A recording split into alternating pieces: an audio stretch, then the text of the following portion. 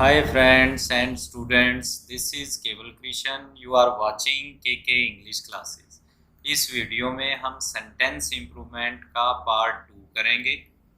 हमारा पहला क्वेश्चन है बेटे, ये एक बार पढ़िए इसे। Yes, I am afraid. I am not knowing how to swim, so I can't join you all that day. अब इस वाक्य में क्या गलती है बेटे? अंडरलाइनिंग पार्ट है I am afraid, I am not knowing. सुनो बेटे, इंग्लिश में कुछ वर्ब ऐसी होती हैं जिन वर्ब्स के साथ हम आईएनजी नहीं लगाते हैं। ठीक है बेटे, जब वो वर्ब के रूप में प्रयोग हो रही होती है। यहाँ देखें, आई एम नॉट नोइंग नहीं कहेंगे, हम क्या कहेंगे? I don't know. तो वो कहाँ पर है? बी सेक्शन में। क्लियर? तो नो के साथ आईएनजी नहीं लगाते हैं। ठीक है, चले आगे। और कहाँ नहीं लगाते हैं बेटे? जब वो हेल्पिंग वर्ब के बाद लिखा हो। क्लियर?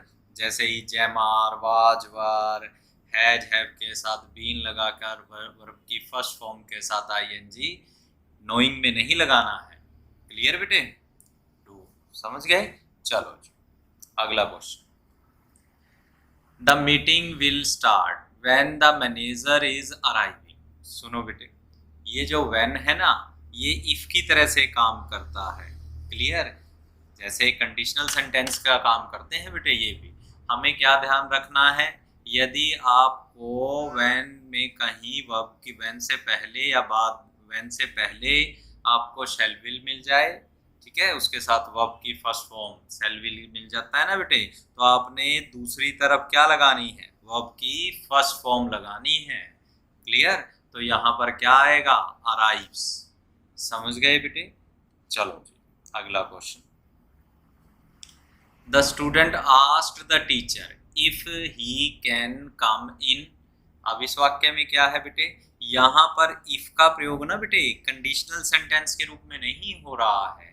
यहाँ इफ का मतलब क्या है? पहले क्या लगाया गया? आस्क्ड। इससे पता चलता है कि वो क्वेश्चन पूछ रहा है। और यहाँ इफ का मतलब क्या? The student asked the teacher. अब इफ आ गया बेटे, होता तो ये है कि इफ के बाद वर्ब की फर्स्ट फॉर्म या सेकंड फॉर्म या हैड या थर्ड फॉर्म लगाते हैं। परंतु बेटे यदि इफ क्या की सेंस में हो तो हमें क्या करना होता है? हमें ये देखना होता है कि इफ से पहले पास्ट टेंस है तो दूसरी तरफ भी पास्ट आएगा। तो यहाँ कैन का क्या बनेगा बेटे? कुड। कैन का कुड पास्ट है ना, तो इसलिए बी सेक्शन। चले आगे, अगला question. It has been announcing that the bus will be late by an hour. अब इस वाक्य में क्या आएगा बेटे? सुनो ध्यान से बेटे। It has been announcing that, announce बेटे, ये has been, it है कोई चीज, वो अनाउंस कर रही है या ये बात अनाउंस की गई है? यानी ये पैसिव की जरूरत है। कोई चीज अनाउंस की गई है तो यहाँ आएगा it has been announced। ठीक है बेटे, ये आएगा पैसिव। यह अनाउंस किया गया कि the bus will be late by an hour. चले आगे, अगला क्वेश्चन देखें बेटे। Greyhounds don't make good watching dogs but they are very gentle with children. ये ग्रे हाउंड्स क्या होते हैं बेटे? ये वो डॉग्स होते हैं बेटे जो रेस में दौड़ते हैं, बड़े बड़े होते हैं बेटे ये। क्लियर? रेस में दौड़ते हैं। अब दूसरी बात, अंडरलाइनिंग पार्ट क्या है? Very gentle. अब ठीक तो है, जेंटल क्या है? एक एडजेक्टिव है। ठीक है, और पॉजिटिव में है बेटे, कंपैरेटिव डिग्री में तो है नहीं जो मच लगा दें। ठीक है, तो यहाँ क्या आएगा? वेरी ही ठीक है, नो इम्प्रूवमेंट रहेगा बेटे इसमें। Very gentle with children. ठीक है, चलो आगे। Bhavna will visited the Eiffel tower during her trip. बेटे आपको पता है ना, विल है, विल के बाद वर्ब की फर्स्ट फॉर्म आनी चाहिए ना, तो यहाँ देख लीजिए फर्स्ट फॉर्म किस में है बेटे? ए सेक्शन में, तो इसलिए विल विजिट आएगा। चलो, her dance teacher have come twice a week but there is no improvement in her dance. अब इस वाक्य में क्या आएगा बेटे? सुनो बेटे, उसका जो डांस टीचर है वो सप्ताह में 2 बार आ है, ठीक है, ये क्या है, टाइम दिया हुआ है। But there is no improvement in her dance, परंतु उसके इम्प्रूवमेंट नहीं हो रही है डांस में, तो बेटे 2 बार आ रहा है ना, कंटिन्यू प्रोसेस है ना, कंटिन्यू। तो हम क्या करेंगे, यहाँ पर सी सेक्शन का प्रयोग करेंगे। Her dance teacher has been coming twice a week, ठीक है, समझ गए। चलो, Pratham will not go the party if he is personally invited. Pratham will not go the party, यहाँ इफ का मतलब कंडीशन से है। Pratham will not go to the party, party में नहीं जाएगा यदि उसे क्या नहीं किया जाएगा, पर्सनली इनवाइट नहीं किया जाता। तो बेटे नहीं किया जाता नेगेटिव सेंस का चाहिए हमें, तो यहाँ अनलेस आना चाहिए। क्या आना चाहिए, अनलेस। अनलेस भी इफ की तरह से काम करता है, परंतु इसके अंदर नेगेटिव सेंस होती है। क्लियर। तो unless he is personally invited, जब तक उसे पर्सनली नहीं बुलाया जाता, ठीक है। चलो आगे।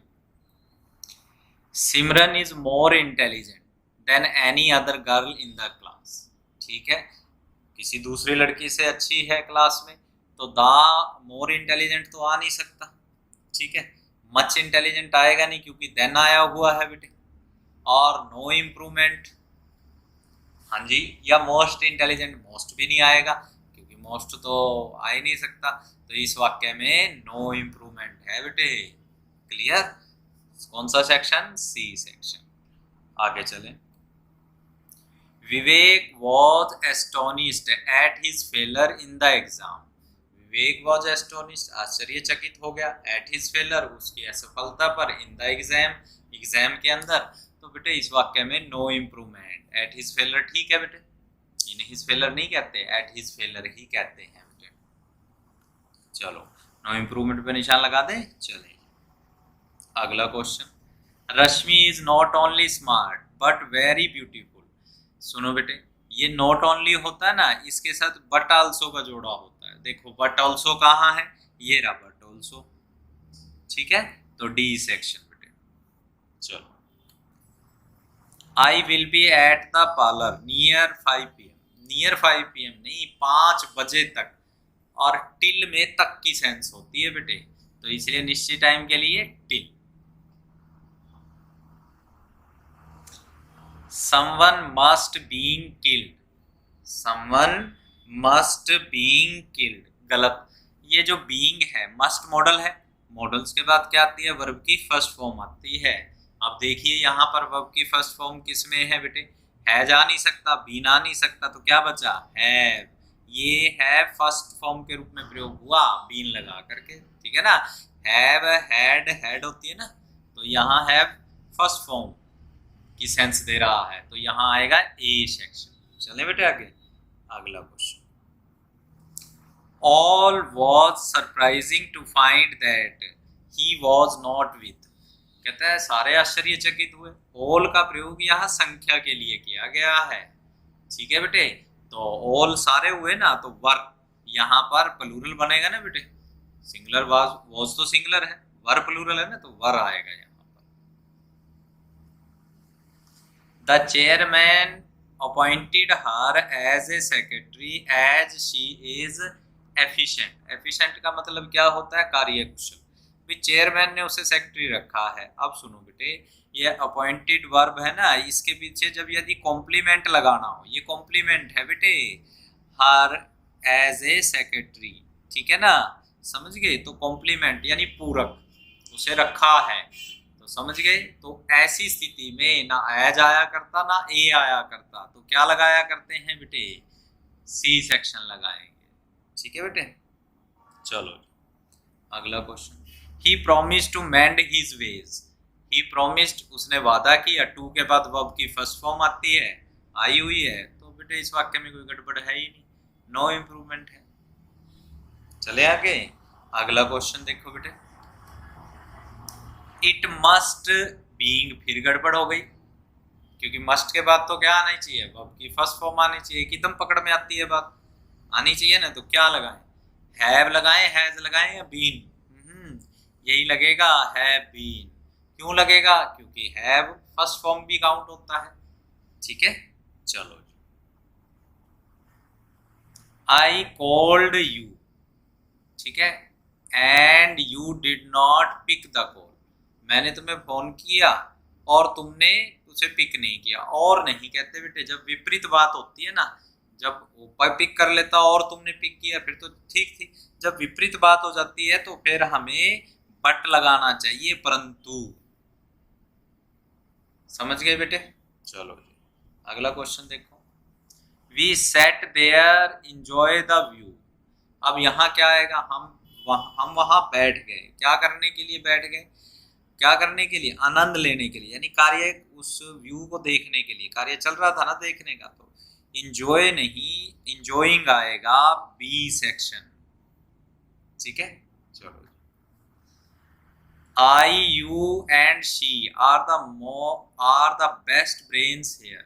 अब सुनो बेटे, जब कभी तीनों प्रोनाउन इकट्ठे आ जाए, फर्स्ट सेकंड और थर्ड, तब फॉर्मूला क्या होता है बेटे, 2 3 1 लगाया करते हैं। 2 का मतलब सेकंड पर्सन, 3 का मतलब थर्ड पर्सन, 1 का मतलब फर्स्ट पर्सन। अब फर्स्ट पर्सन क्या होता है, आई और वी, सेकंड पर्सन क्या होता है, यू, थर्ड पर्सन क्या होता है, ही शी इट दे, ये सेकंड पर्सन होते हैं या किसी का नाम। तो अब देख लीजिए, पहले क्या आएगा, यू, यू किस में है, ए में, फिर शी, ठीक है, तो यही बनेगा बेटे ए सेक्शन। समझ गए बेटे? इनकी अच्छे तरीके से प्रैक्टिस कीजिए, आपकी ग्रामर के ऊपर पकड़ होनी चाहिए अंडरलाइनिंग पार्ट्स में, या फिर कई बार क्या होता है ईडियम्स भी दे देते हैं। क्लियर? तो हमें इन पर पकड़ बनानी है बेटे, धीरे धीरे हमारी इस पर पकड़ बनती रहेगी। और एक बात ध्यान रखना, चैनल को जरूर सब्सक्राइब करना, ठीक है। Thank you very much, bye bye.